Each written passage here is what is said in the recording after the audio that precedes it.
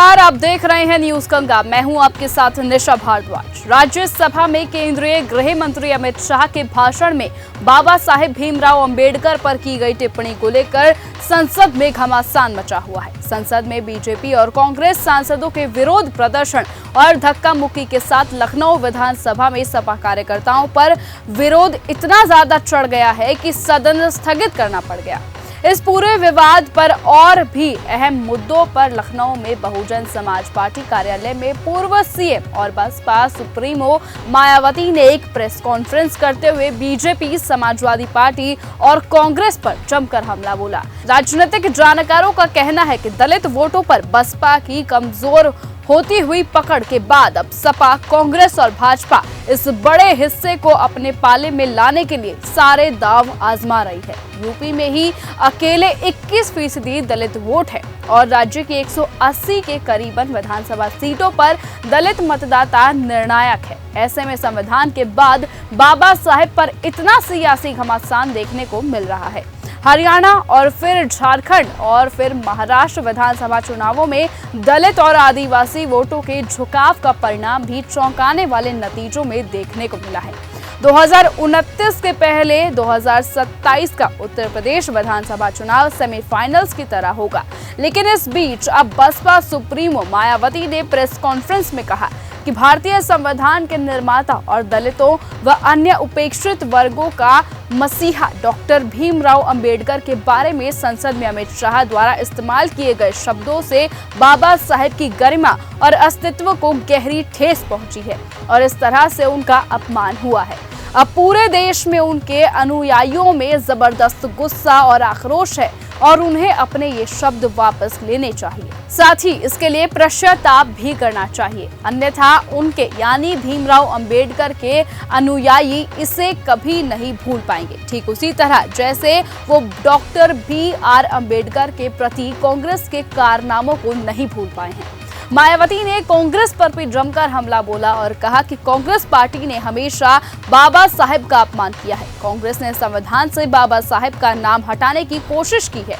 कांग्रेस ने दलितों के लिए बने कानूनों को लागू नहीं होने दिया।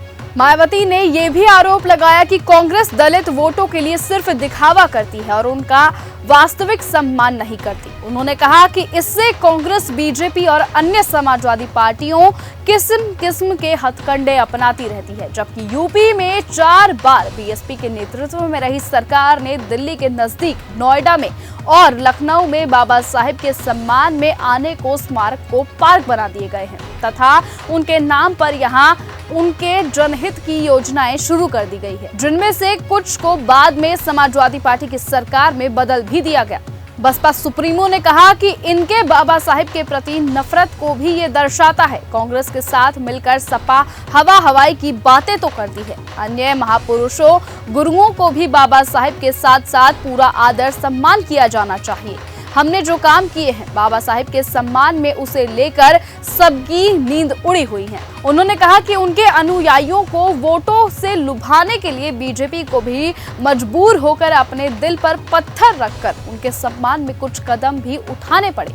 उन्होंने कहा कि वो दलित वोटरों को लुभाने के लिए किस्म किस्म के सियासत भी अब कांग्रेस करने लगी है। कांग्रेस इस कोशिश में लगी है कि अमित शाह के मुद्दे पर कुछ ना कुछ दलित का मूल्य वोट जरूर बटोर लिया जाए, जबकि बाबा साहेब जीते जी अपने वर्ग के लोगों को इस पार्टी से सावधान रहने के लिए कहा करते थे। मायावती ने यह जोर देकर कहा कि बाबा साहेब ने साफ कहा था कि कांग्रेस पार्टी कभी भी माफ करने लायक पार्टी नहीं है। इस पार्टी से वर्गों के लिए मेरे कभी भी जुड़ने की कोशिश नहीं थी, जिसका कांग्रेस पार्टी ने कदम कदम पर मेरा अपमान किया है। मुझे इस पार्टी ने कानून मंत्री पद से इस्तीफा देने के लिए मजबूर किया था। 24 कानून संविधान में उनके हितों में बनाए गए और उससे भी लागू नहीं किया गया। इनकी चाल, चरित्र, चेहरा अभी तक बदले नहीं है। इन सब मामलों में बीजेपी भी हमें कोई पीछे नजर आती हुई नहीं दिख रही है। ये पार्टी भी इन वर्गों के वोटरों को लुभाने के लिए आए दिन किस्म किस्म की सियासत करती रहती है। इस चक्कर में ये पार्टी खुद ही अपने जंजाल में बुरी तरह से फंस गई है। फिलहाल आप इस बारे में क्या कहते हैं, हमें कमेंट्स में जरूर बताइएगा। और आज की इस वीडियो में इतना ही। देश और दुनिया की तमाम बड़ी खबरों से जुड़े रहने के लिए आप बने रहें न्यूज गंगा के साथ। ऐसी ही खबरों को सुनने और देखने के लिए सब्सक्राइब करना बिल्कुल मत भूलिएगा चैनल न्यूज गंगा। खबरें अच्छी लगी तो लाइक का बटन दबाना बिल्कुल मत भूलिएगा, कमेंट बॉक्स में टाइप भी कर सकते हैं और हाँ, शेयर करना भी बिल्कुल मत भूलिएगा।